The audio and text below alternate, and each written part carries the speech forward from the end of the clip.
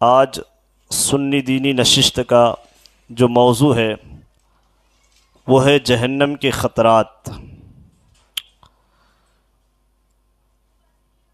تو اسی سے متعلق میں کچھ باتیں آپ کے سامنے پیش کروں گا، توجہ کے ساتھ ان باتوں کو سماعت کریں۔ یقیناً اگر ہم نے دل کے کانوں سے ان باتوں کو سنا تو ہمارے دل میں اللہ رب العزت کا خوف پیدا ہوگا۔ جب انسان کے دل میں اللہ تبارک و تعالی کا خوف پیدا ہوتا ہے تو پھر گناہوں سے وہ دور رہنے لگتا ہے، اس لیے کہ ہر وقت ہر لمحہ اس کے ذہن و فکر میں یہ بات ہوتی ہے کہ میرا پروردگار مجھے دیکھ رہا ہے۔ جب انسان کے اندر یہ بات بیٹھ جاتی ہے کہ میرا اللہ مجھے دیکھ رہا ہے تو پھر اس سے گناہ ہونا تو بہت دور کی بات، گناہوں کا تصور بھی وہ نہیں کر سکتا۔ تو جہنم کیا ہے؟ اللہ تبارک و تعالیٰ نے کافروں، مشرکوں، منافقوں اور دوسرے مجرموں اور گناہگاروں کو عذاب اور سزا دینے کے لیے آخرت میں جو ایک نہایت ہی خوفناک اور بھیانک مقام تیار کر رکھا ہے اس کا نام جہنم ہے۔ اسی کو اردو زبان میں دوزخ بھی کہتے ہیں۔ تو جہنم ایک ایسا گھر جس کو اللہ تبارک و تعالیٰ نے کافروں کے لیے، گناہگاروں کے لیے، مجرموں کے لیے، نافرمانوں کے لیے تیار کر رکھا ہے، اسے جہنم کہا جاتا ہے۔ جہنم کس جگہ پر واقع ہے؟ اس حوالے سے ایک قول شرح العقائد النصفیہ کے اندر موجود ہے۔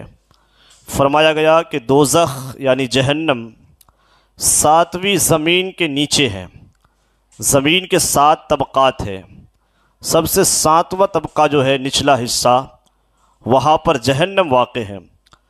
اللہ تبارک و تعالیٰ نے قرآن مجید کے اندر بیان فرمایا لہا 7 ابواب، لہا 7 ابواب، کہ اس کے 7 دروازے ہیں، یعنی جہنم کے 7 دروازے ہیں۔ لِكُلِّ بَابٍ مِّنْهُمْ جُزْءٌ مَقْسُومٌ، ہر دروازے کے لیے ان میں سے ایک حصہ بٹا ہوا ہے۔ اس آیت کی تفسیر میں مفسرین کا قول یہ ہے کہ جہنم کے 7 طبقات ہیں، جن کے نام یہ ہے جہنم، لظا، حطمہ، سعیر، سقر، جہیم اور حاویہ۔ یہ 7 طبقات ہیں جہنم کے۔ اس آیت مبارکہ کا مطلب یہ ہے کہ شیطان کی پیروی کرنے والے بھی 7 حصوں میں منقسم ہیں۔ شیطان کی پیروی کرنے والے، شیطان کے پیچھے چلنے والے بھی 7 حصوں میں بٹے ہوئے ہیں۔ ان میں سے ہر ایک کے لیے جہنم کا ایک طبقہ متعین ہے۔ جہنم بڑی بھیانک چیز ہے۔ حدیث پاک میں ہے جہنم جب قیامت کے دن اپنی جگہ لائی جائے گی تو اس کو 70,000 لگامیں لگائی جائیں گی، اور ہر لگام کو 70,000 فرشتے کھینچتے ہوں گے۔ یہ اتنی بھیانک چیز، ایسی خوفناک شکل ہے جہنم کی کہ قیامت کے دن اسے اپنی جگہ پر جب لایا جائے گا تو 70,000 فرشتے اسے کھینچتے ہوں گے اور 70,000 لگامیں اسے لگائی جائیں گی۔ جہنم کا جو داروغہ ہے اس کا نام مالک علیہ السلام ہے۔ آپ بھی اس نام کو یاد کر لیں کہ جہنم کے داروغہ کا نام مالک ہے، مالک علیہ السلام۔ یہ ایک فرشتہ ہے، انہی کے زیر اہتمام دوزخیوں کو ہر قسم کا عذاب دیا جائے گا۔ انہی کی نگرانی میں جہنمیوں کو ہر طرح کا عذاب دیا جائے گا۔ جہنم کے عذاب کی اگر ہم صورتوں کی بات کریں تو جہنم کے عذاب کی کئی صورتیں ہیں۔ جہنم میں دوزخیوں کو طرح طرح کی خوفناک اور بھیانک عذاب میں مبتلا کیا جائے گا۔ ان عذابوں کی قسموں اور ان کی کیفیتوں کو خداوند علام الغیوب کے سوا کوئی نہیں جانتا۔ یعنی جہنم میں کس کس طرح سے عذاب دیا جائے گا، اس کی کیا صورتیں ہوں گی، کیا کیفیتیں ہوں گی، اس کو اللہ عالم الغیب والشہادہ کے سوا کوئی نہیں جانتا۔ جہنم میں دی جانے والی سزاؤں عذابوں کو دنیا میں کوئی سوچ بھی نہیں سکتا، یعنی کس طرح وہاں پر سزا دی جائے گی، کیسا عذاب دیا جائے گا، انسان تصور بھی نہیں کر سکتا، سوچ بھی نہیں سکتا۔ عذاب کی چند صورتیں جن کا حدیثوں کے اندر تذکرہ آیا ہے، ان میں سے کچھ میں آپ کے سامنے عرض کرتا ہوں کہ جہنم کے اندر عذاب کی کیا صورتیں ہوں گی۔ جہنم کے اندر آگ کا بھی عذاب دیا جائے گا، جیسا کہ حدیث پاک میں ملتا ہے۔ یہ سنن ترمذی کی روایت یہاں پر نقل کی گئی۔ فرمایا گیا کہ دوزخیوں کو، جہنمیوں کو جہنم کی آگ میں بار بار جلایا جائے گا۔ جب وہ جل بھن کر کوئلہ ہو جائیں گے تو پھر دوبارہ ان کو نئے گوشت اور نئے چمڑے کے ساتھ زندہ کیا جائے گا، اور پھر ان کو آگ میں جلایا جائے گا۔ یہ عذاب بار بار ہوتا رہے گا، یعنی ایک مرتبہ اس کو جلا دیا گیا، جل بھن کر کے وہ کوئلہ بن جائے گا، پھر دوبارہ ان کو نئے گوشت اور نئے چمڑے کے ساتھ زندہ کیا جائے گا، اور پھر ان کو آگ میں جلایا جائے گا، یعنی یہ بار بار ہوتا رہے گا۔ جہنم کی آگ کی گرمی کا عالم یہ ہے کہ پیغمبر رحمت صلی اللہ علیہ وسلم نے کہا تھا کہ فرشتوں نے 1000 سال تک جہنم کی آگ کو بھڑکایا تو دوزخ کی آگ جو تھی وہ سرخ ہو گئی۔ آپ ذرا غور فرمائیں کہ دنیا کے اندر جو آگ ہے جس کو ہم اور آپ استعمال کرتے ہیں، جس کے ذریعے کھانا وغیرہ پکاتے ہیں، یہ آگ 70 مرتبہ دھو کر کے اس دنیا میں بھیجی گئی ہے۔ پھر بھی اس آگ کا عالم یہ کہ اللہ اکبر، اگر ہم انگلی ڈال دیں تو انگلی جل جائے، کپڑے ڈال دیں کپڑے جل جائیں، لوہے کو بھی آگ پگھلا دیا کرتی ہے۔ تو یہ دنیا کی آگ ہے جسے 70 مرتبہ دھو کر کے اس دنیا میں بھیجی گئی ہے۔ ذرا سوچئے جہنم کی آگ کیسی آگ ہوگی، انسان اس کا تصور نہیں کر سکتا ہے۔ تو فرمایا گیا، پیغمبر رحمت نے کہا کہ فرشتوں نے 1000 سال تک جہنم کی آگ کو بھڑکایا تو وہ سرخ ہو گئی، لال ہو گئی، اور پھر دوبارہ 1000 سال تک اس آگ کو بھڑکایا گیا تو وہ آگ سفید ہو گئی، اور پھر تیسری بار جب 1000 سال تک اس آگ کو بھڑکائی گئی تو وہ کالے رنگ کی ہو گئی، تو وہ نہایت ہی خوفناک سیاہ رنگ ہے۔ پیغمبر رحمت نے کہا، حضور نے فرمایا کہ جہنم کی آگ کو 1000 سال تک بھڑکائی گئی تو وہ لال ہو گئی، پھر دوبارہ 1000 سال تک بھڑکائی گئی تو وہ سفید ہو گئی، پھر تیسری بار 1000 سال تک بھڑکائی گئی تو وہ بالکل کالی ہو گئی اور خوفناک ہو گئی۔ ذرا سوچیے وہ آگ کتنی بھیانک آگ ہوگی۔ ایک حدیث پاک میں یہ ملتا ہے جو کہ صحیح بخاری کے اندر بھی موجود ہے کہ جہنم کی آگ کی گرمی دنیا کی آگ کی گرمی سے 69 درجے زیادہ ہے۔ جہنم کی آگ کی گرمی جو ہے یہ دنیا کی آگ سے 69 درجے زیادہ ہے۔ اور ایک دوسری حدیث پاک میں یہ بھی آیا کہ جہنم میں آگ کا ایک پہاڑ ہے جس کی بلندی 70 سال کا راستہ ہے۔ 70 سال انسان سفر کرے کتنی دور تک پہنچے گا؟ تو جہنم کی آگ کی جو بلندی ہے وہ جہنم میں ایک آگ کا پہاڑ ہے، اور اس پہاڑ کی بلندی کا عالم یہ کہ 70 سال وہاں پہنچنے میں لگے گا۔ اس پہاڑ کا نام صعود ہے، صعود صاد کے ساتھ، اور دوزخیوں کو اس کے اوپر چڑھایا جائے گا تو 70 سال میں وہ اس کی بلندی پر پہنچیں گے، اور پھر ان کو اوپر سے گرایا جائے گا تو 70 سال میں وہ نیچے پہنچیں گے۔ اسی طرح ہمیشہ عذاب دیا جاتا رہے گا۔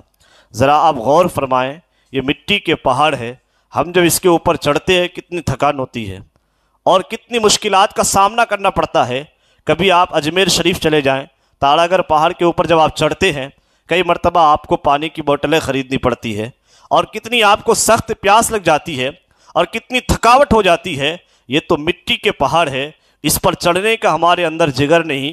ذرا سوچو تو صحیح، وہ جہنم کا پہاڑ جو کہ آگ کا پہاڑ ہے، اللہ اکبر، اور جس کی بلندی اتنی زیادہ کہ اس کی بلندی تک پہنچتے پہنچتے 70 سال لگ جائیں گے، اور پھر اس کی بلندی پر جب بندہ پہنچ جائے گا پھر اسے وہاں سے نیچے گرایا جائے گا تو 70 سال گرتے گرتے اسے لگ جائیں گے۔ اور پھر آگ کیسی ہے؟ ابھی آپ نے سماعت کیا کہ اس آگ کو 1000 سال تک بھڑکائی گئی تو وہ سرخ یعنی لال ہو گئی، پھر دوبارہ 1000 سال تک بھڑکائی گئی تو وہ سفید ہو گئی، پھر تیسری بار 1000 سال تک بھڑکائی گئی تو وہ بالکل کالی ہو گئی۔ تو ذرا سوچئے وہ آگ کتنی خطرناک، اور پھر آگ کا پہاڑ، اس سے گزرنا اور پھر بلندی کی طرف بڑھنا، کیا انسان اس کو تصور کر سکتا ہے؟ کیا انسان اس کو کبھی برداشت کر سکتا ہے؟ ہرگز نہیں کر سکتا۔ اس لیے ہمیں چاہیے کہ ہم ان کاموں سے بچیں جو کام ہمیں جہنم کی طرف لے جانے والے ہیں، اور وہ کام کریں کہ جو کام ہمیں جنت کی راہوں کا مسافر بنانے والے ہیں۔ عزیزان ملت اسلامیہ، تو یہ کتنے خطرناک عذاب ہے۔ اللہ تعالی ہم سب کو جہنم کی آگ سے اپنی پناہ میں رکھیں۔ اور یہ حدیث میں بھی آیا ہے کہ دوزخی جہنم کی آگ میں جھلس کر ایسے مسخ ہو جائیں گے کہ اوپر کا ہونٹ سکڑ کر آدھے سر تک پہنچ جائے گا۔ جہنم کی آگ میں جھلس جھلس کر ایسے مسخ ہو جائیں گے کہ اوپر کا ہونٹ جو ہے یہ سکڑ جائے گا اور سکڑ کر آدھے سر تک پہنچ جائے گا، اور اسی طرح نیچے کا جو ہونٹ ہے اس کے حوالے سے بتایا گیا کہ یہ لٹک کر ناف تک پہنچ جائے گا۔ یہ ہونٹ اتنا لمبا ہو جائے گا جل جل کر، جھلس جھلس کر، کہ وہ ناف تک لٹک جائے گا۔ یہ کتنا بھیانک عذاب ہے، اور انسان کو ایسے وقت میں کتنی رسوائیوں کا سامنا کرنا پڑے گا۔ اس لیے آپ اس بات کو ہمیشہ یاد رکھیں کہ دنیا کی رسوائی کچھ بھی نہیں ہے آخرت کی رسوائی کے سامنے۔ اس لیے ہمیں ہمیشہ وہ کام کرنا ہے جس کام کا ہمیں پیغمبر رحمت صلی اللہ علیہ وسلم نے درس دیا ہے، چاہے ہمیں اس میں ذلت کا سامنا کرنا پڑے، کیونکہ اللہ اور اس کے رسول کی نظر میں ہماری بہت عزت ہے۔ آج آپ دیکھیں کرتا جبہ پہننے کو بھی لوگ ذلت تصور کرتے ہیں، تو ہمیں یہ نہیں چاہیے۔ یہ ذلت کچھ بھی نہیں، دنیا کچھ بھی کہے۔ آج داڑیاں رکھنے کو نعوذ باللہ من ذالک لوگ یہ سمجھتے ہیں اور اس کو رسوائی کی نگاہ سے دیکھا کرتے ہیں، لیکن یاد رکھیں اللہ اور اس کے رسول کی نگاہ میں اس کی بڑی قدر ہے۔ اور دنیا میں لوگ ہمیں ذلیل و رسوا سمجھ رہے ہیں، لیکن آخرت میں ہمارے لیے بہت بڑی عزتیں ہیں۔ تو دنیا کی ذلت و رسوائی آخرت کے مقابلے میں کچھ بھی حیثیت نہیں رکھتی۔ اس لیے ایک مسلمان کو، ایک مومن کو ہمیشہ ہر لمحہ فکر آخرت ہونا چاہیے۔ اسے دنیا کی کچھ فکر نہیں ہونی چاہیے، آخرت کی فکر۔ اور کوئی بھی کام کریں یہ نہ سوچیں رشتہ دار کیا کہیں گے، لوگ کیا کہیں گے، ہمارے دوست لوگ کیا کہیں گے، بلکہ یہ دیکھیں کہ اللہ کے رسول علیہ الصلوۃ والتسلیم اس کام کو پسند کرتے یا نہیں کرتے۔ حضور کو پسند ہے دنیا کچھ بھی کہے، حضور کے سامنے ہمارا سب کچھ خم ہے۔ پیغمبر رحمت صلی اللہ علیہ وسلم ہمارے جانوں کا مالک، ہماری عزتوں کا مالک، ہمارا سب کچھ حضور کے قدموں پہ قربان ہے۔ میرے امام احمد رضا خان فاضل بریلوی نے یہی تو کہا تھا، یا رسول اللہ دہن میں ذبح تمہارے لیے، بدن میں ہجا تمہارے لیے، ہم آئے یہاں تمہارے لیے، اٹھے بھی وہاں تمہارے لیے، ہمارا سب کچھ آقا تمہارے لیے ہے۔ ایک مسلمان کے اندر یہ ایک حوصلہ ہونا چاہیے۔ جہنم کا عذاب کتنا خطرناک ہے۔ جہنم کے اندر ایک دریا ہے، پانی کا دریا نہیں، خون کا دریا۔ اللہ اکبر۔ صحیح بخاری شریف کے اندر یہ روایت موجود ہے، فرمایا گیا کچھ دوزخیوں کو خون کے دریا میں ڈال دیا جائے گا تو وہ تیرتے ہوئے کنارے کی طرف آئیں گے، تو ایک فرشتہ ایک پتھر کی چٹان ان کے منہ پر اس زور سے مارے گا کہ وہ پھر بیچ دریا میں پلٹ کر چلے جائیں گے۔ بار بار یہی عذاب ان کو دیا جاتا رہے گا۔ یہ کون لوگ ہوں گے؟ فرمایا گیا یہ سود خوروں کا گروہ ہوگا، جو دنیا میں سودی کاروبار کرتے ہیں، قرض دے کر منافع لیتے ہیں۔ قرض دے کر کسی طرح کا منافع حاصل کرنا یہ سود ہے، اس لیے سود سے اپنے آپ کو بچائیں۔ سود یہ بہت بڑا گناہ ہے اور یہ جہنم میں لے جانے والا عمل ہے۔ یہ پیغمبر رحمت صلی اللہ علیہ وسلم نے کہا وہاں پر خون کا دریا ہوگا۔ اللہ اکبر۔ دوزخیوں کو یعنی وہ لوگ جو سود کھاتے ہیں اسے خون کے دریا میں ڈال دیا جائے گا، وہ تیرتے تیرتے کنارے کی طرف آئے گا اور پھر ایک فرشتہ ایک پتھر کی چٹان اٹھا کر کے اس کے منہ پہ ایسا مارے گا کہ وہ پھر بیچ دریا میں پلٹ کر چلے جائیں گے۔ بار بار یہی عذاب اس کو دیا جاتا رہے گا۔ تو یہ کتنا خطرناک عذاب ہے۔ اللہ رب العزت ان عذابات سے ہماری حفاظت فرمائے اور ہم سب کو جنت میں لے جانے والے کام کرنے کی توفیق عطا فرمائے۔ اسی طرح جہنم کے اندر پتھر کا بھی عذاب دیا گیا۔ کچھ جہنمیوں کو اس طرح کا عذاب دیا جائے گا کہ ایک فرشتہ ان کو لٹا کر ان کے سروں پر ایک پتھر اس زور سے مارے گا کہ ان کا سر کچل جائے گا اور وہ پتھر لڑھک کر کچھ دور چلا جائے گا. پھر وہ فرشتہ جب تک اس پتھر کو اٹھا کر لائے گا اس کے سر کا زخم اچھا ہوگا, اور پھر وہ پتھر مارے گا تو سر کچل جائے گا, اور پتھر پھر لڑک کر دور چلا جائے گا. پھر فرشتہ پتھر اٹھا کر لائے گا اور پھر وہ پتھر مار کر اس کا سر کچل دے گا. اسی طرح لگاتار یہی عذاب ہوتا رہے گا. یہ کتنا خطرناک عذاب کہ اللہ اکبر, کہ اس کے سر پر فرشتہ پتھر مارے گا اور پھر پتھر جو ہے لڑھک کر کے دور چلا جائے گا. فرشتہ جب تک اس پتھر کو اٹھا کر لائے گا تب تک اس کا زخم بھی درست ہو جائے گا, اور پھر دوبارہ اس کو کچلا جائے گا. اس طرح یہ عذاب لگاتار ہوتا رہے گا. اور پھر جہنم کے اندر ایک عذاب چغل خوروں کو دیا جائے گا. غیبت جو آج بڑی آسانی سے ہم اور آپ کر لیا کرتے ہیں کہ اللہ اکبر, چھوٹی چھوٹی باتوں کی بنیاد پر اور چھوٹی چھوٹی دشمنیوں کی بنیاد پر آج ہم مومن بھائیوں کی غیبت کر لیا کرتے ہیں. کچھ اختلافات ہے جس کی بنیاد پر آپ کی باتیں نہیں ہوتی, وہ الگ بات ہے, لیکن اس بات کو ہمیشہ یاد رکھیں, اگر کچھ باتوں کی بنیاد پر کسی سے اختلاف ہو جائے, کسی مسلمان بھائی سے, تو آپ کبھی بھی اس کی برائی نہ کریں, کبھی بھی اس کی غیبت نہ کریں. غیبت کرنا اتنا بڑا گناہ ہے کہ اللہ اکبر. سنن ابو داؤد کے اندر یہ روایت موجود ہے, پیغمبر رحمت نے کہا کہ رسول کائنات صلی اللہ علیہ وسلم فرماتے ہیں کہ شب معراج میں ایک ایسی قوم کے پاس سے میں گزرا کہ جو جہنم میں تانبے کے ناخنوں سے اپنے چہروں اور سینوں کو نوچ رہے تھے. کس سے؟ تانبے کے ناخنوں سے اپنے ہی سینوں کو نوچ رہے تھے اور اپنے ہی چہرے کو نوچ رہے تھے. حضور کہتے ہیں میں نے پوچھا جبریل یہ کون لوگ ہیں؟ تو حضرت جبریل نے عرض کیا یا رسول اللہ یہ وہ لوگ ہیں جو لوگوں کا گوشت کھاتے تھے, یعنی لوگوں کی غیبت کرتے تھے اور ان لوگوں کی آبرو ریزی کرتے تھے, لوگوں کی عزتوں پر کیچڑ اچھالتے تھے. یا رسول اللہ یہ وہ لوگ ہیں جو لوگوں کی غیبت کرتے تھے, ادھر کی بات ادھر کرتے تھے. یا رسول اللہ یہ وہ لوگ ہیں جنہیں اس طرح عذاب دیا جا رہا ہے کہ جہنم کے اندر تانبے کے ناخنوں سے یہ اپنے چہرے کو نوچ رہے ہوں گے. ایک تو جہنم میں پہنچ جانا یہ بہت بڑا عذاب ہے. جہنم کے بارے میں ابھی آپ نے سنا, وہ خوفناک شکل اور آگ سے بنائی گئی گھر, آگ سے بنایا گیا مکان. اللہ اکبر, اس کے اندر پہنچنا یہ بہت بڑا عذاب, اور پھر اس کے اندر رہ کر کے تانبے کے ناخنوں سے اپنے چہرے کو نوچنا, اپنے سینوں کو نوچنا, یہ کتنا بڑا عذاب ہے. اللہ اکبر. حدیث پاک میں فرمایا گیا ایک جگہ کہ عجمی اونٹوں کے مثل, یعنی عجمی اونٹوں کی طرح بڑے بڑے سانپ ہوں گے جہنم کے اندر جو جہنمیوں کو ڈستے ہوں گے, اور وہ سانپ ایسے زہریلے ہوں گے کہ اگر ایک مرتبہ کاٹ لیں گے تو 40 سال تک ان کے زہر کا درد نہیں جائے گا. ایک مرتبہ اگر وہ سانپ نے ڈس لیا تو 40 سال تک اس زہر کا درد نہیں جائے گا. اور لگام لگائے ہوئے خچروں کی برابر بڑے بڑے بچھو دوزخیوں کو ڈنک کے مارتے رہے ہوں گے. آپ ذرا دیکھیں کہ بچھو جو ہیں وہ بڑے بڑے خچروں کی طرح ہوں گے, بڑے بڑے خچروں کے برابر بچھو دوزخیوں کو ڈنک مارتے رہیں گے کہ ایک مرتبہ ان کے ڈنک مارنے کی تکلیف 40 سال تک باقی رہے گی. بچھو نے اگر ایک مرتبہ ڈنک مار دیا تو 40 سال تک ڈنک کی جو تکلیف ہے وہ اس کے اندر باقی رہے گی.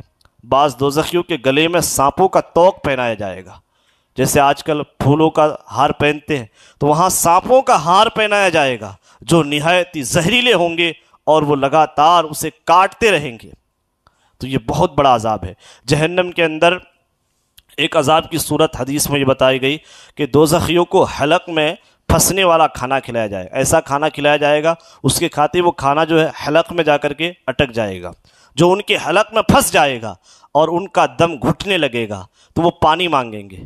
یعنی کھانا جب وہاں پر جا کر کے لٹک جائے گا, پھنس جائے گا, تو ان کا دم جو ہے گھٹنے لگے گا, ایسا لگ رہا ہوگا کہ دم نکلنے والا ہے, تو وہ چیخ چیخ کر پانی مانگیں گے. اس وقت ان کے سامنے اتنا گرم پانی پیش کیا جائے گا کہ جس کی گرمی کا یہ عالم ہوگا کہ برتن منہ کے سامنے جیسے ہی لائیں گے تو برتن منہ کے سامنے لاتے ہی چہرہ کی پوری کھال جن بھن کر اور پگھل کر برتن میں گر جائے گی. اتنا خطرناک. اور جب یہ پانی پیٹ میں جائے گا تو پیٹ کے اندر کے تمام اعضاء آنتوں وغیرہ کو جلا کر ٹکڑے ٹکڑے کر کے ان کے پیروں پر گرا دے گا. یعنی دوزخیوں کو ایسا کھانا کھلایا جائے گا کہ وہ کھاتے ہی حلق میں جا کر کے پھنس جائے گا اور پھر وہ دم گھٹنے لگے گا، انہیں پانی مانگیں گے تو اس وقت ان کے سامنے یہ گرم پانی پیش کیا جائے گا کہ جس پانی کو جس برتن کے اندر رکھیں گے، پینا تو بہت دور کی بات ہے، برتن کو منہ کے سامنے لائیں گے تو چہروں کی پوری کھال جل بھن کر کے بالکل پگھل کر برتن میں گر جائے گی، اور جب پانی پیٹ میں جائے گا، جب وہ پی لے گا تو پیٹ کے اندر کے تمام اعضاء آتوں وغیرہ کو جلا کر ٹکڑے کر کے ان کے پیروں کے اوپر گرا دے گا۔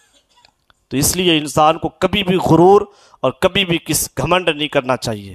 اسے یہ نہیں سوچنا چاہیے کہ دنیا کے اندر اگر میرے پاس دولت آ گئی، ثروت آ گئی تو میں دوسروں کو تکلیف دیتا پھروں، اور یہاں پر میں جو ہے اکڑ کے چلوں، غرور و تکبر کا مظاہرہ کروں۔ انسان کی کوئی حیثیت نہیں ہے۔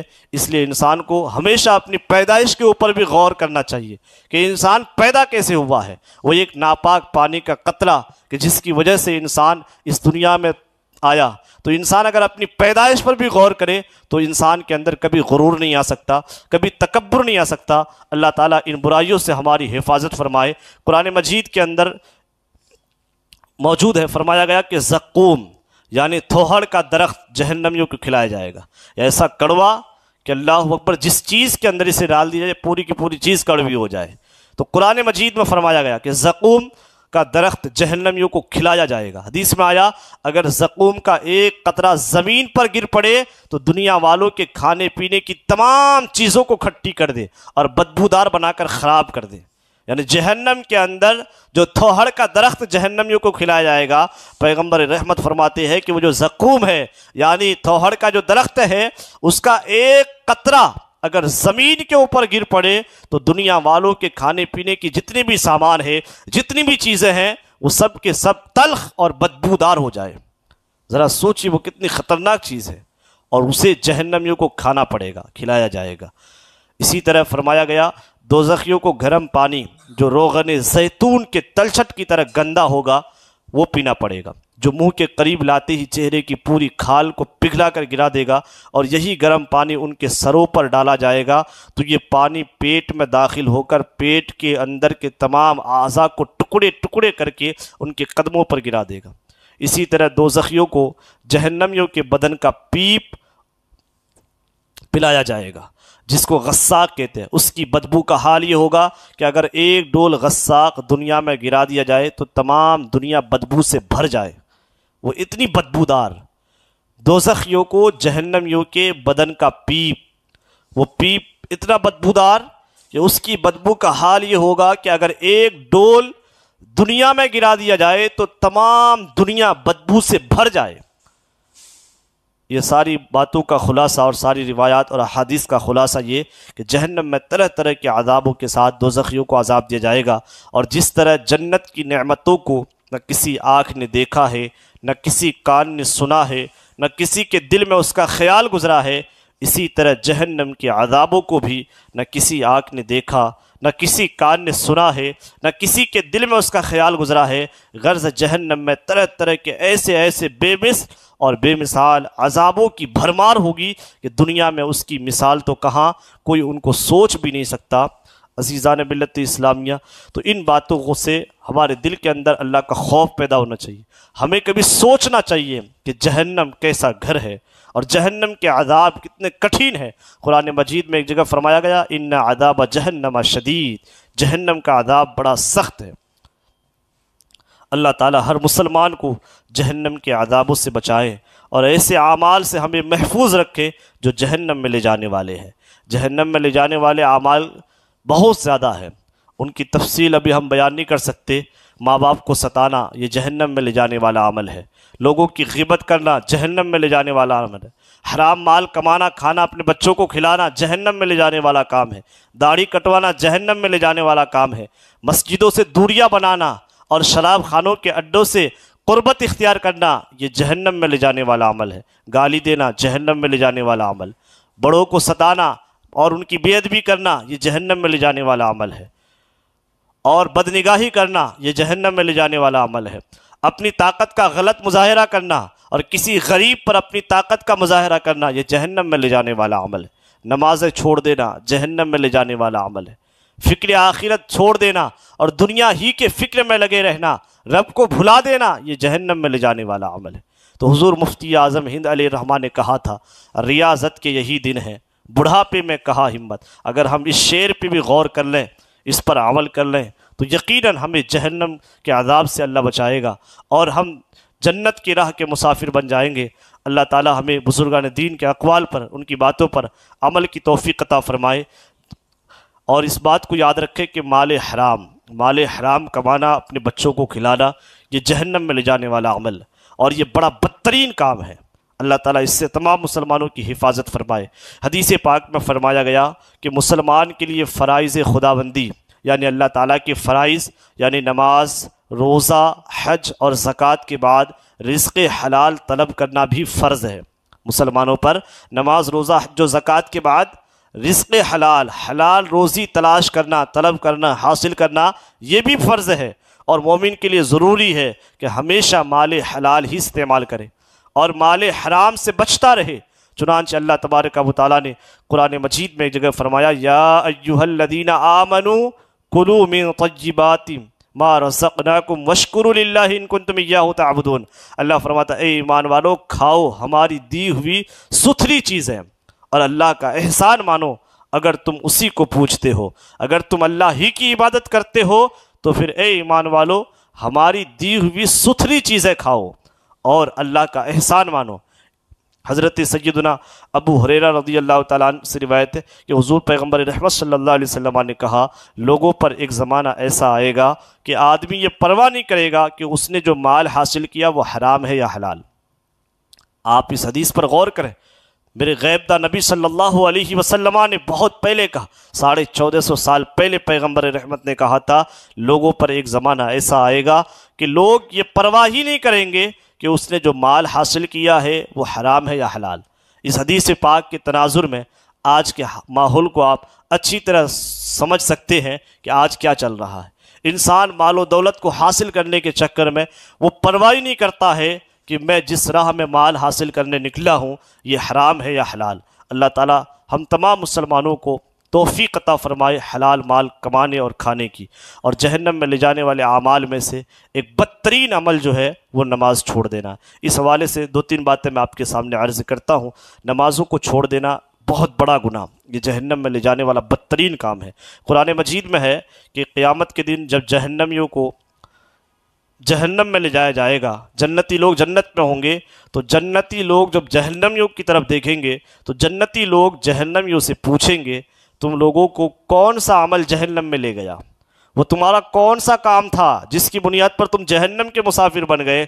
تو جہنمی لوگ نہایت ہی افسوس کے ساتھ، حسرت کے ساتھ، شرمندگی کے ساتھ یہ جواب دیں گے۔ قرآن مجید میں لم نکو من المصلین، کہیں گے ہم نماز نہیں پڑھتے تھے، وَلَمْ نَكُ نُطْعِمُ الْمِسْكِينَ، اور ہم مسکینوں کو کھانا نہیں دیتے تھے، وَنَخُوضُ مَعَ الْخَائِضِينَ وَكُنَّا نَخُوضُ مَعَ الْخَائِضِينَ، اور بےہودہ فکر والوں کے ساتھ بےہودہ فکر کرتے تھے۔ تو اس سے ہمیں یہ بھی سبق ملتا ہے کہ ہمیں اچھی صحبتیں اختیار کرنی چاہیے۔ دوست آپ ایسا بنائیے کہ جو آپ کی آخرت کی فکر کریں اور جن سے آپ کو فکر آخرت کا کچھ حوصلہ اور جذبہ ملے۔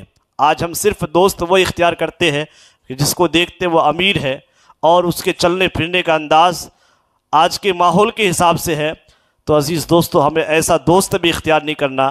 ایسا دوست اختیار کیجئے جو نمازی ہو، جو آپ کو بھی نمازی بنا دے، جو گناہوں سے بچتا ہو، نیکیوں کے ماحول میں جو زندگی گزارتا ہو۔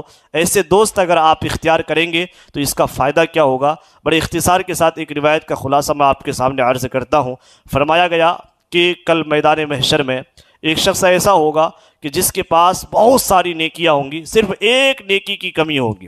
وہ اپنے باپ کے پاس جائے گا، کہے گا میں تیرا لاڈلا بیٹا تھا، آج مجھے ایک نیکی کی ضرورت ہے، وہ مجھے دے دے۔ اس کا باپ کہے گا بیٹا آج میں نہیں دے سکتا۔ ماں کے پاس جائے گا، ماں بھی نہیں دے گی۔ بھائی بہن کے پاس جائیں کوئی نہیں دے گا۔ لیکن حدیث میں آیا کہ ایک اس کا نیک دوست ہوگا جس کو اس نے دنیا میں دوست بنایا تھا، وہ اللہ کا خوف اپنے دل کے اندر رکھتا تھا، وہ ایک دوست ہوگا جو اسے ایک نیکی دے دے گا۔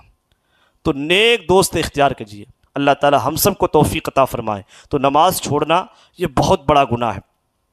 تو فرمایا گیا کہ وَكُنَّا نُكَذِّبُ بِيَوْمِ الدِّينِ وہ کہیں گے کہ ہم انصاف کے دن کو بھی جھٹلاتے تھے جس کی بنیاد پر آج ہم جہنم میں آئے، حتی اتانا الیقین، یہاں تک کہ ہمیں موت آئی۔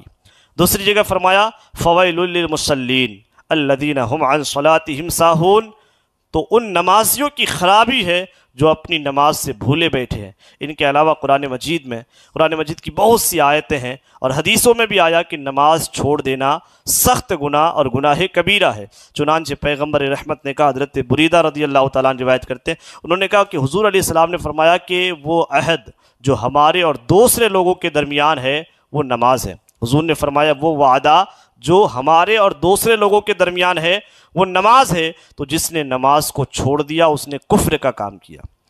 اللہ اکبر، جس نے نماز کو چھوڑ دیا اس نے کفر کا کام کیا۔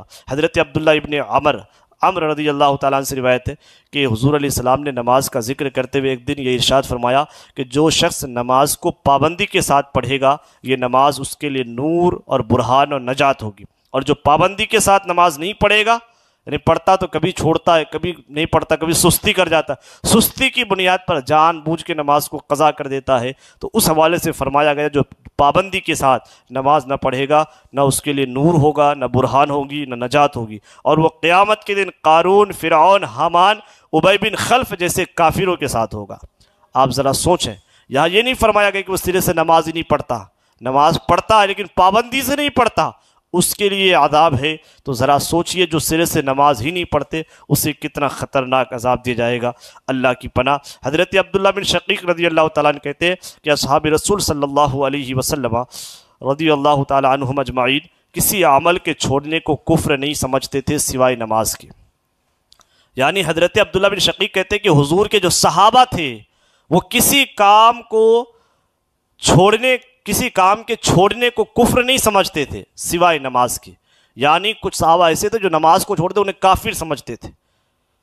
حضرت ابو الدرداء رضی اللہ تعالیٰ عنہ نے کہا کہ مجھ کو میرے خلیل یعنی میرے آقا صلی اللہ علیہ وسلم نے یہ وصیت کی کہ تم شرک نہ کرنا، اگرچہ تم ٹکڑے ٹکڑے کاٹ ڈالے جاؤ، یعنی اگر تمہیں کوئی ٹکڑے ٹکڑے کر کے کاٹ ڈالے پھر بھی تم کبھی شرک نہ کرنا، اگرچہ تم جلا دیے جاؤ پھر بھی تم کبھی شرک نہ کرنا۔ اور پھر حضور نے کہا اگرچہ تمہیں کوئی کاٹ کاٹ کے ٹکڑے ٹکڑے کر کے بکھیر دے، جان بوجھ کر فرض نماز کو نہ چھوڑنا، جان بوجھ کر فرض نماز کو نہ چھوڑنا۔ آج چھوٹے چھوٹے کاموں کی بنیاد پر ہم نمازوں کو چھوڑ دیا کرتے ہیں، لیکن ہمارے آقا حضور سرور کائنات صلی اللہ علیہ وسلم نے ہمیں کیا پیغام دیا؟ حضور نے کہا تم کام کی بات کرتے ہو، اگر تمہیں کوئی ٹکڑے ٹکڑے کر کے کاٹ ڈالے پھر بھی تم جان بوجھ کر فرض نماز کو نہ چھوڑنا، کیونکہ جو نماز کو جان بوجھ کر چھوڑ دے گا اس کے لیے امان ختم ہو جائے گا، اور جس کو حضور کی بارگاہ میں امان نہ ملے تو سمجھ جائیے اس کا ٹھکانہ سیدھا جہنم ہے۔ اور تم شراب نہ پینا، حضور نے خاص طور پر یہ ارشاد فرمایا تھا۔ حضرت ابو الدرداء کہتے ہیں حضور نے مجھے وصیت کی تھی، حضور نے کہا تھا تم شراب نہ پینا، اس لیے کہ وہ برائی کی کنجی ہے، شراب برائی کی جڑ ہے، شراب برائی کی چابی ہے، جو شراب پیتا ہے پھر وہ سارے گناہ کرنے لگ جاتے ہیں، اس لیے شراب نوشی سے اپنے آپ کو بچائیے۔ ان تمام تر حدیثوں میں حدیث نمبر 2 جو بیان کیا گیا اس کا مطلب یہ کہ جس طرح قارون، فرعون، حامان، ابی بن خلف وغیرہ کفار جہنم میں جائیں گے، اسی طرح نماز چھوڑ دینے والا مسلمان بھی جہنم میں جائے گا۔ یعنی حدیث میں جو فرمایا گیا نا اس کا مطلب یہ کہ جس طریقے سے فرعون ہے، حامان ہے، ابی بن خلف ہے، قارون ہے، یہ جو کفار ہے ابدی جہنمی، یہ لوگ جس طرح جہنم میں جائیں گے اسی طرح نماز چھوڑ دینے والا بھی مسلمان جہنم میں جائے گا۔ اور یہ اور بات ہے کہ کفار تو ہمیشہ ہمیشہ جہنم میں رہیں گے، جو کفار ہے جو ایمان کی حالت میں اس دنیا سے نہیں گئے، کفر کی حالت میں گئے، وہ ہمیشہ جہنم ہی میں رہیں گے اور ان کو سخت عذاب دیا جائے گا۔ اور بے نمازی مسلمان ہمیشہ ہمیشہ جہنم میں نہیں رہے گا، بلکہ اپنے گناہوں کے برابر عذاب پا کر پھر جہنم سے نکال کر جنت میں بھیج دیا جائے گا، اور بے نمازی کو بنسبت کفار کے کچھ ہلکا عذاب دیا جائے گا۔ لیکن جہنم کے عذاب کو کبھی ہلکا مت سمجھنا، وہ بہت سخت عذاب ہے۔ قرآن میں فرمایا گیا ان عذاب جہنم شدید، جہنم کا عذاب بڑا سخت ہے۔ اور کچھ خلاصہ یہ کہ بہت سی ایسی حدیثیں آئی جن کا ظاہر مطلب یہ کہ قصدن نماز چھوڑ دینا کفر ہے، جیسا کہ ابھی آپ نے سماعت کیا کہ اس میں فرمایا گیا کہ صحابہ اکرام کسی کام کے چھوڑنے کو کفر نہیں سمجھتے تھے سوائے نماز کے، یعنی اگر کوئی نماز چھوڑ دیتا تو وہ سمجھتے تھے انہوں نے کفر کر لیا۔ تو ان احادیث کا مطلب بتایا جا رہا ہے کہ ایسی بہت سی حدیثیں آئی ہیں جن کا ظاہر مطلب یہ کہ جان بوجھ کر نماز چھوڑ دینا کفر ہے، اور بعض صحابہ کرام مثال کے طور پر حضرت سیدنا فاروق اعظم، سیدنا عبد الرحمن بن عوف، عبداللہ بن مسعود، عبداللہ بن عباس، جابر بن عبداللہ، معاذ بن جبل، ابو ہریرہ، ابو الدرداء رضی اللہ تعالی عنہم، ان کا یہی مذہب تھا، یعنی جو نماز جان بوجھ کر چھوڑ دیتے تھے یہ انہیں کافر سمجھتے، یہ ان کا مذہب تھا۔ اور بعض فقہ کے اماموں مثلا سیدنا امام احمد بن حنبل، سیدنا امام اسحاق بن راہویہ، عبداللہ بن مبارک، امام نخعی رحمۃ اللہ تعالی علیہم اجمعین، ان کا بھی یہی مذہب تھا۔ اگرچہ ہمارے امام اعظم ابو حنیفہ رضی اللہ تعالیٰ عنہ اور دوسرے ائمہ نیز بہت سے صحابہ اکرام نماز چھوڑنے والے کو کافر نہیں کہتے، یعنی ہم حنفیوں کے نزدیک اگر کوئی جان بوجھ کر نماز چھوڑ دیتا ہے وہ کافر نہیں ہوگا، البتہ وہ سخت مجرم اور جہنم کے عذاب کا مستحق بڑا گنہگار ہے۔ پھر بھی یہ کیا تھوڑی بات ہے کہ ان جلیل القدر حضرات کے نزدیک قصداً نماز چھوڑ دینے والا کافر ہے۔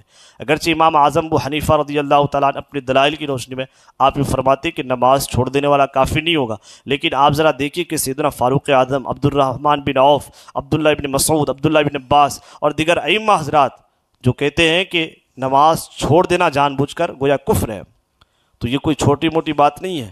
اس لیے نماز چھوڑنا، اس بات کو یاد رکھیں، بہت بڑا گناہ ہے، جہنم میں لے جانے والا بدترین کام ہے۔ اللہ تعالی ہمیں نماز کی پابندی کی توفیق عطا فرمائے۔ نماز فرض عین ہے، اس کی فرضیت کا انکار کرنا یہ کفر ہے۔ جو قصداً نماز چھوڑ دے اگرچہ ایک ہی وقت کی ہو وہ فاسق ہے، اور جو بالکل نماز نہ پڑھتا ہو قاضی اسلام کو اجازت ہے کہ وہ اس کو قید کر دے، بلکہ ایک جگہ پر فرمایا گیا جو بالکل نماز نہ پڑھے قاضی اسلام کو اختیار ہے وہ چاہے تو اسے قتل کرا دے۔ تو نماز چھوڑنا بہت بڑا گناہ ہے۔ اللہ تعالی ہم سب کو تمام جہنم میں لے جانے والے کاموں سے بچائے اور جنت میں لے جانے والے کام کرنے کی اللہ ہم سب کو توفیق عطا فرمائے، اور جو باتیں بیان کی گئی اللہ تعالی ہم سب کے دلوں میں ان باتوں کو اتارے اور ان باتوں پر عمل کی توفیق عطا فرمائے۔ آمین بجاہ النبی الامین صلی اللہ علیہ وسلم۔ السلام علیکم ورحمۃ اللہ وبرکاتہ۔